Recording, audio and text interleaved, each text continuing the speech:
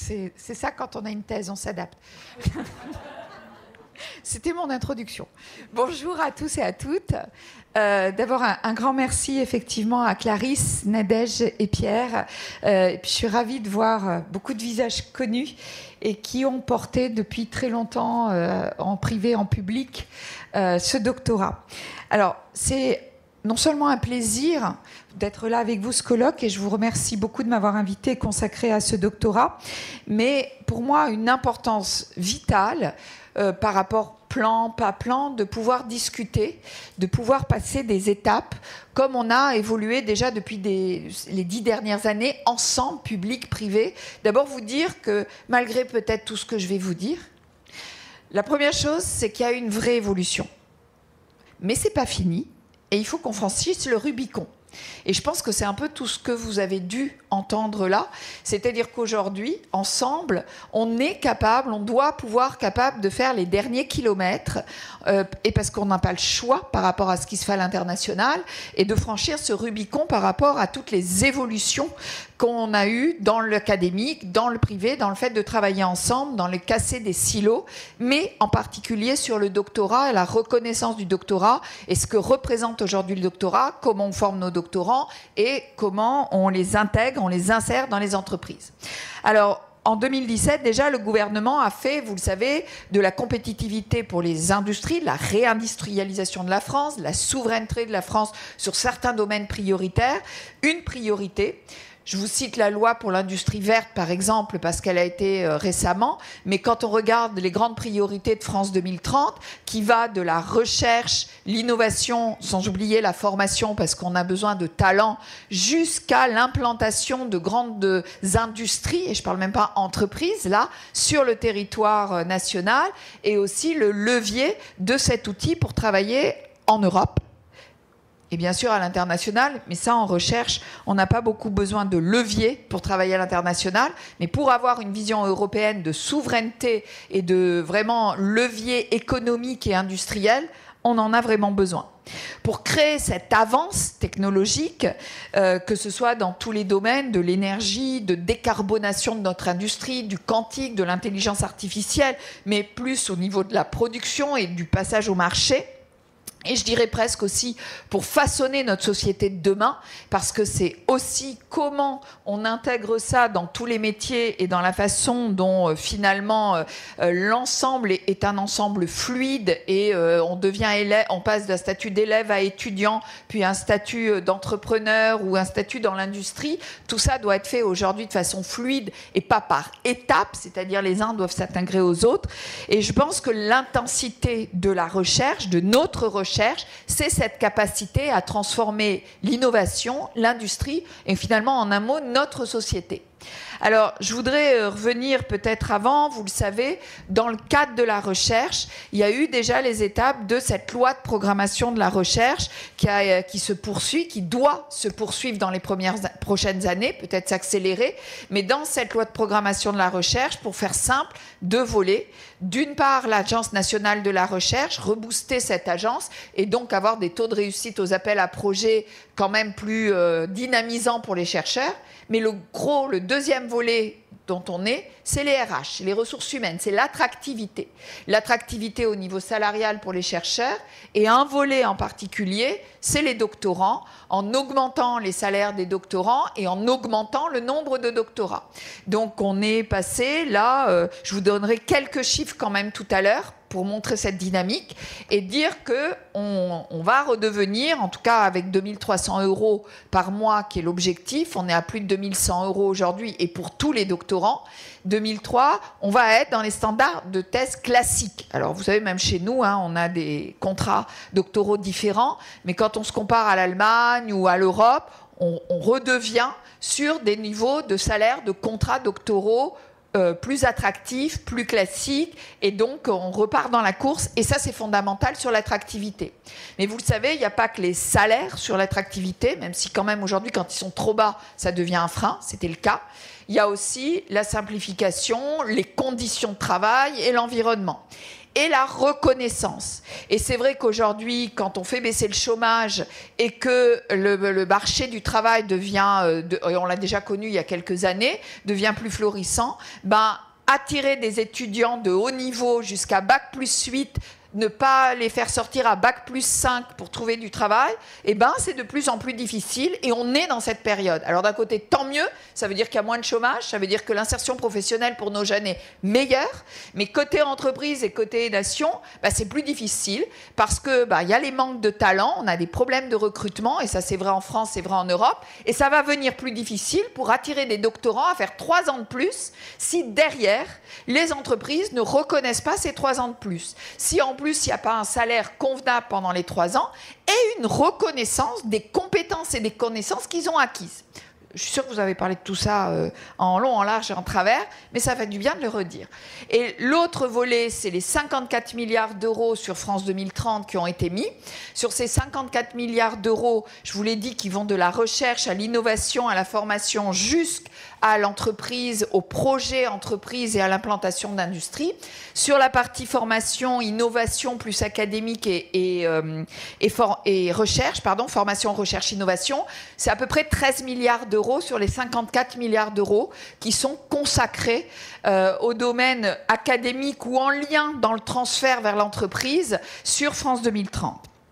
Alors, je suis sûre que vous l'avez dit toute la journée, et vous le savez, mais peut-être vous le savez qui êtes là. Et le problème, c'est que quand on fait ces journées, on s'adresse toujours à ceux qui sont convaincus, qui sont dans la salle. Et le problème, c'est comment s'adresser à ceux qui ne sont pas là. Parce que oui, le doctorat, les doctorantes et les docteurs, les deux, sont de véritables atouts pour les entreprises.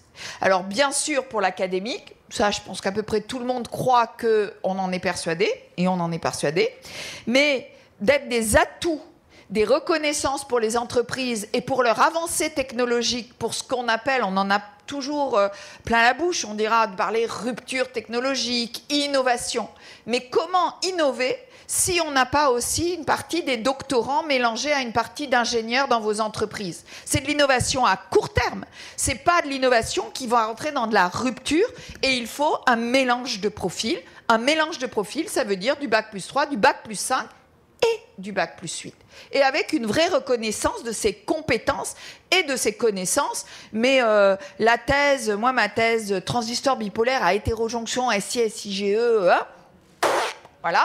Mais apprendre à pitcher, apprendre à monter un projet, apprendre à aller à l'Europe, apprendre à faire les présentations, à gérer un contrat, à encadrer des doctorants, des masters, etc. C'est aussi ça que j'ai appris pendant mes 3 ans de thèse. Et ça, il y a 35 ans de ça. Par contre, ce qu'on n'avait pas, c'est justement la vision de l'entreprise. Et ça, on ne nous le disait pas assez. Aujourd'hui, on le dit dans les écoles doctorales. On fait prendre conscience aux doctorants qu'à côté d'un travail de thèse qui fait apprendre une méthodologie scientifique, qui fait apprendre à aller au fond des choses, et ô combien on en manque aujourd'hui, eh bien, à côté de ça, on a une acquisition de compétences, de mener des projets, de compétences de présenter, de compétences de rendre l'information accessible, de compétences d'écrire un article, de compétences d'aller défendre à l'oral un appel à projet, de l'écrire, d'ensuite le gérer, de faire des feuilles de temps, des tableaux Excel. Bon, ça, il faudrait qu'on s'en passe. Donc, il y a quand même des compétences utiles à toutes les branches, entreprises, académiques et bien d'autres. Alors, je voudrais quand même vous citer quelques chiffres pour renforcer cette attractivité, cet accompagnement qu'on a eu à travers cette LPR, cette loi de programmation pour la recherche, les nombreuses mesures prises pour montrer déjà le pas. Et sachant que ce n'est qu'un tremplin, et je dirais ce qu'on a fait, c'est un rattrapage qui n'avait pas été fait pendant des années pour remettre un peu la recherche, les salaires au niveau. C'est ce qui est en train de se faire, et il faut le reconnaître, mais il va falloir continuer pour aller plus loin, pour continuer à compter dans les grands États, les grandes nations scientifiques, qu'est encore la France au sein de l'Europe. Donc très concrètement, les augmentations de rémunération des doctorants, c'est aujourd'hui un minimum. On était parti de 1700, je crois, 85 euros en 2020. On est aujourd'hui à 2100 euros en 1er janvier 2024. Et on a aussi augmenté le nombre de contrats doctoraux financés par l'État. Donc, depuis 2021, on a vu des résultats, c'est-à-dire aujourd'hui, c'est 1100 nouveaux contrats de thèse déjà dans les établissements, financés depuis 2021, c'est plus 1100. Il y en aura 340 en 2024 qui arrivent, qui ont été programmés au PLF 2024. Et les thèses CIFRE, puisque les thèses CIFRE depuis 2010, c'est 25% de doctorants CIFRE en plus. Et on poursuit, puisque il y avait 1450 CIFRE en 2021, et on vise à doubler avec 2150 en 2027. Donc ça représente 50% de plus et 100 thèses, en gros on rajoute 100 thèses CIFRE de plus par an et on suit la trajectoire de façon scrupuleuse. Donc je vous donne donc augmentation du nombre et augmentation de la valorisation du contrat doctorant en salaire. Je vous donnais un peu ces chiffres parce que l'objectif de 2300 € qu'on va atteindre là rapidement pour le salaire par mois net, pour vous dire à une interview il n'y a pas longtemps, quand je parle de l'évolution du salaire, on va atteindre 2300 €. C'est vrai que j'avais oublié de dire par mois. Mais quelque part, voilà. Et je me suis retrouvée dans l'interview où disant quand même, et la ministre dit le 2300 €, elle a l'air contente, mais que fait-on avec 2300 € par an? Pas grand-chose. Mais c'est vous montrer aussi la façon dont on perçoit les choses. Parce que déjà qu'on a des problèmes d'attractivité dans tous les sens, dont il faut continuer et combattre, mais si en plus on n'est pas un peu fier et qu'on ne montre pas la dynamique et qu'on ne leur montre pas les infrastructures de recherche, nos laboratoires, les liens avec l'entreprise, ça va juste devenir impossible. Parce que je peux vous dire qu'au Canada, en Allemagne, en Suisse, en Suède, eux, ils le montrent. Et ils savent comment attirer les talents. Et ils savent comment les attirer, les étudiants, dès le premier cycle et leur bachelor. Et ils n'attendent pas d'attirer leurs talents au niveau de doctorat. Et ils vendent leurs universités, leurs écoles, leurs laboratoires. Et bien sûr, il faut que ça soit porté, il faut que l'État joue son rôle, mais tout le monde a un rôle à jouer. Et la façon d'attirer nos jeunes, de vendre un pays qui a aussi d'autres atouts sociaux, économiques, d'environnement, je pense qu'on a aussi cette responsabilité pour attirer à tous les niveaux. Alors, je voulais dire quand même que par rapport à ce travail, je tiens vraiment à remercier pour les bourses de thèse et les évolutions des contrats doctoraux et de l'attractivité vers les entreprises, à l'ANRT pour juste l'énorme travail, je le dis dès maintenant, qui a été mené, qui est toujours mené, pour promouvoir, pour mettre en musique ce dispositif TESS-CIFRE qui nous est envié dans beaucoup de pays. Et vraiment un grand merci, je pense que c'est une action primordiale. C'est une action primordiale qui permet de renforcer entre le lien recherche publique et recherche privée, qui est d'ailleurs quelque chose à continuer à travailler sur le financement, sur la valeur de ce que pour une même entreprise, Jean-Luc, on en reparlera, pour une même entreprise, la valeur de la recherche, du doctorant, de ce qu'on achète dans nos laboratoires français, par rapport à l'acheter dans des laboratoires à Boston, au Canada. Vous pouvez acheter la même valeur, ils doivent coûter le même prix, et la reconnaissance, elle est là aussi. Et je pense que ces financements de la recherche par le public et par le privé, pour atteindre ces fameux 3% de dépenses, eh bien, il faut aussi regarder le tuyau rentrée, investissement. Et c'est un travail de modèle économique qu'il faut qu'on fasse, de reconnaissance à la fois du prix de la valeur, effectivement, pour simplifier à fond, de transfert des connaissances et de valorisation des doctorats, mais qui soit fait à la même valeur qu'on le reconnaît partout dans le monde, que ce soit au Canada, aux États-Unis, en Suède, en Allemagne, etc. Et le prix de notre recherche académique française doit avoir le même prix qu'ailleurs. Et je pense que c'est une vraie reconnaissance à partir de là des docteurs, de leur titre, de leur reconnaissance quand on les embauche à des grilles de salaire qui reconnaissent les 3 ans supplémentaires qu'ils ont fait au niveau de la thèse. Et c'est tout ce travail qu'on est en cours depuis des années qui fait qu'aujourd'hui, il y a un changement dans la valorisation du doctorat, mais comme vous l'avez dit, il y a une urgence à continuer parce que la compétitivité à l'international est très forte. C'est pour ça qu'on voit qu'aujourd'hui encore, malgré tous les efforts de toutes parts, le doctorat souffre encore d'une trop faible valorisation sur le marché du travail, sur la reconnaissance, et pour inciter nos meilleurs étudiants à continuer à Bac+8 alors qu'ils peuvent trouver de très bons jobs à très bons salaires à Bac+5, et ça va être un des problèmes, et de reconnaître la plus-value qui est souvent parfois limitée en vue de certaines fois par rapport à un diplôme d'école d'ingénieur, de commerce, de master. Il y a une plus-value à de ces très bons diplômes d'avoir une thèse en supplément. Et cette plus-value, elle doit avoir une reconnaissance de connaissances, de compétences et salariales.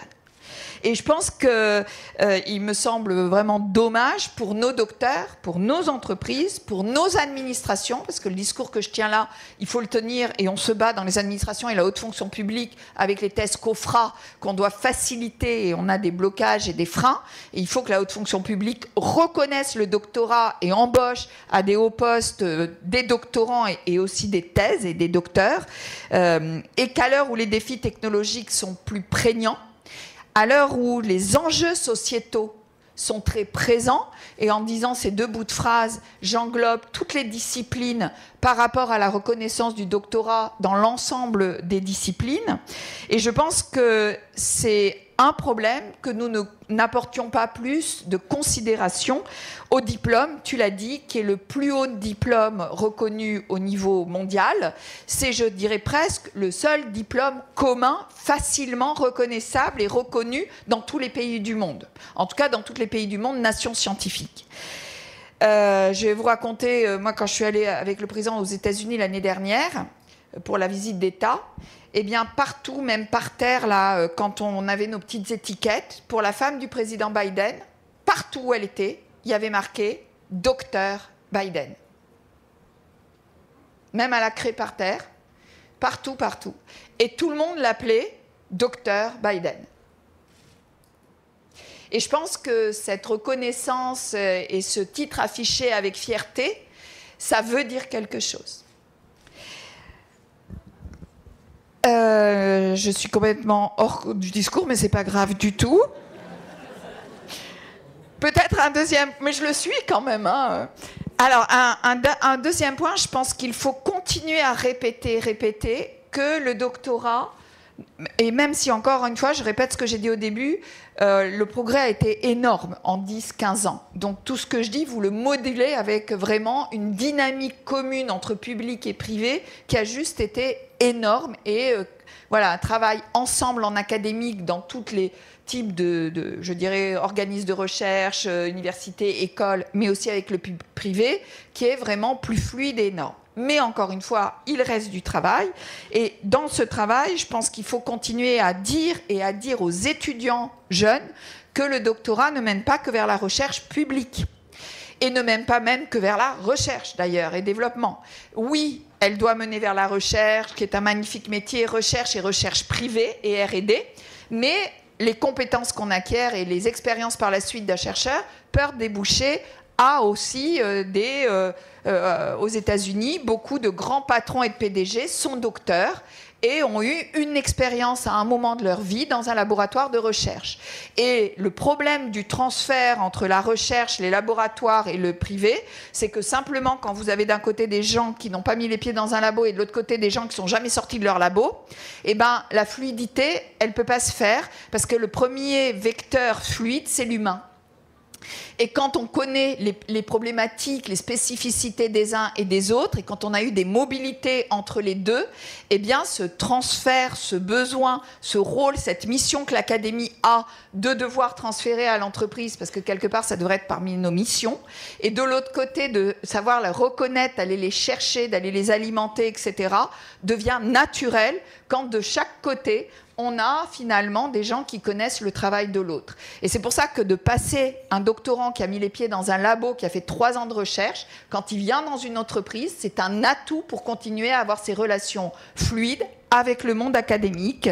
Et je pense que c'est presque la seule solution par rapport à tous les outils, toutes les couches, tout ce qu'on peut mettre en financement. Si on n'a pas ça, ça ne sera pas efficace et robuste à long terme. Dans ce contexte, je pense qu'effectivement, les enjeux sont nombreux. L'enjeu est double, on va le dire. Il s'agit d'augmenter d'une part la part des docteurs parmi les chercheurs en entreprise. Et donc, c'est pour ça qu'on continuera à valoriser les salaires, à améliorer le contrat, à travailler avec la NRT pour des tests CIFRE, et je vais vous en reparler. Pour renforcer l'intensité scientifique dans les entreprises et technologiques de l'industrie, ça c'est clair, mais aussi favoriser la reconnaissance du doctorat dans ce monde socio-économique dont les établissements d'enseignement supérieur et de recherche font partie. C'est pas à côté, il n'y a pas le monde économique et le monde académique, c'est fini, ça c'était le 19e siècle, mais au 21e siècle c'est fini. En tout cas, ça doit être fini. Et pour permettre effectivement aux entreprises de pleinement profiter de ces compétences, nombreuses compétences qui sont à la fois les mêmes que parfois dans des parcours ingénieurs, mais différentes parce qu'on a un vécu différent et des méthodologies différentes. Et c'est ces complémentarités qui sont riches de sens dans une entreprise, comme d'ailleurs dans un labo. Et si je devais fixer des objectifs, en particulier sur les écoles, c'est vrai que quelques écoles ont des hauts taux de doctorants, mais c'est quelques, avec peu d'S.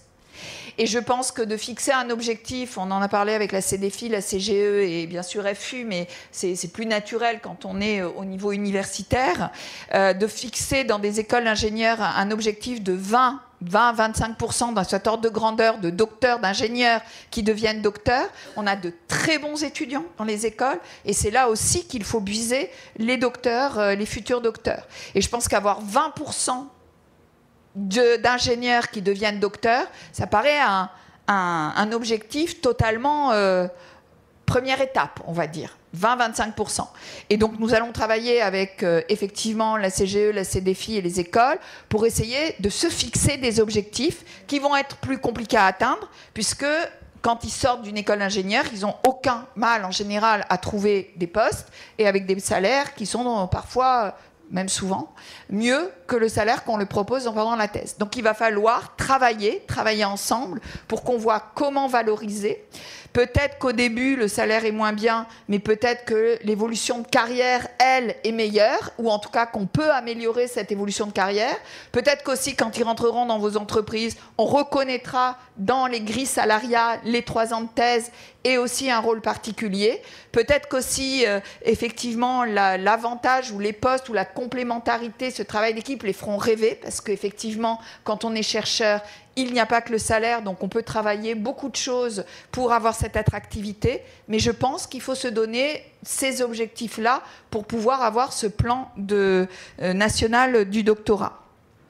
Et pour ces raisons, nous avons aussi souhaité au niveau du ministère, et je voudrais dire que, j'ai pas osé le dire au début parce que je veux pas, mais je voudrais associer complètement le ministre de l'Industrie, Roland Lescure, et je vais l'associer d'ailleurs pour ce que je vais annoncer, qui, je pense, pourrait être à côté de moi sur tout ce discours et on pourrait le porter à deux, comme on fait beaucoup de choses à deux en ce moment pour faire ce continuum entre l'académique, le public, la recherche, l'innovation et les entreprises et la mise sur le marché et le privé. Et donc, avec Roland Lescure, ministre de l'Industrie, nous avons souhaité confier une mission spécifique à Sylvie Pommier, qui est ici, qui est parmi nous aujourd'hui, mais présidente, je le redis, mais tout le monde le sait, du réseau national des collèges doctoraux. Et merci Sylvie d'avoir accepté.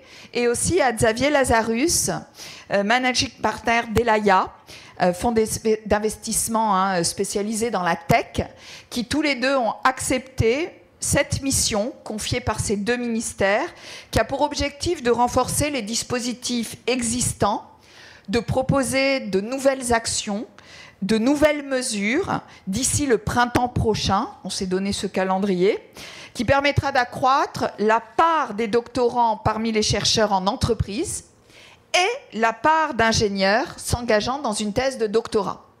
Donc on va lancer dans les jours qui viennent, mais je le lance avec vous aujourd'hui, cette mission.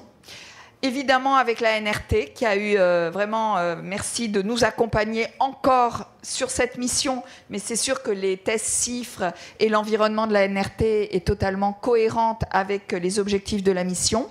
Il s'agira aussi de renforcer l'accompagnement des docteurs dans cette construction de leur parcours professionnel, où nous avons fait déjà beaucoup de progrès, mais encore une fois, il reste des choses à faire au sein des établissements d'enseignement supérieur et de recherche, pour un passage plus rapide, plus fluide, plus naturel vers le secteur privé, de rehausser la perception du grade de docteur dans ce secteur privé, et je dirais, in fine, de s'assurer que les compétences des formations des docteurs bénéficient pleinement à notre économie et à notre entreprise, et à nos entreprises.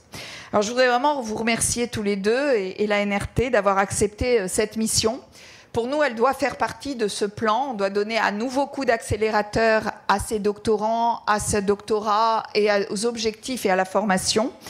La NRT qui a accepté de vous accompagner, de nous accompagner et d'être en appui de cette mission. Je pense que son rôle, votre rôle est déterminant effectivement pour associer, et on n'a qu'à regarder la représentation dans la salle et les acteurs publics et acteurs privés du recherche et du développement. Et je dirais qu'aujourd'hui, je crois fondamentalement, et ce n'est pas du tout pour retirer, mais plus que de moyens, même si on en aura peut-être besoin, mais plus que de moyens, nous avons besoin d'idées nouvelles pour promouvoir effectivement cette image du doctorat. De la même façon qu'on lance un grand plan de simplification pour améliorer les conditions de travail et donner de ce fameux temps aux chercheurs, retrouver leur mission cœur, eh bien je pense que là aussi, c'est un changement de paradigme qu'on a commencé à faire depuis des années et que je pense qu'on est ensemble capables de faire atterrir aujourd'hui pour une vraie reconnaissance, une vraie implication de la France avec son doctorat dans l'Europe et dans la reconnaissance internationale comme toutes les grandes nations scientifiques qu'est et doit rester la France. Et je pense que le doctorat en est une clé fondamentale, primordiale, et vous trouverez le ministère à vos côtés pour ce plan et cette année pour trouver cette impulsion. Merci beaucoup.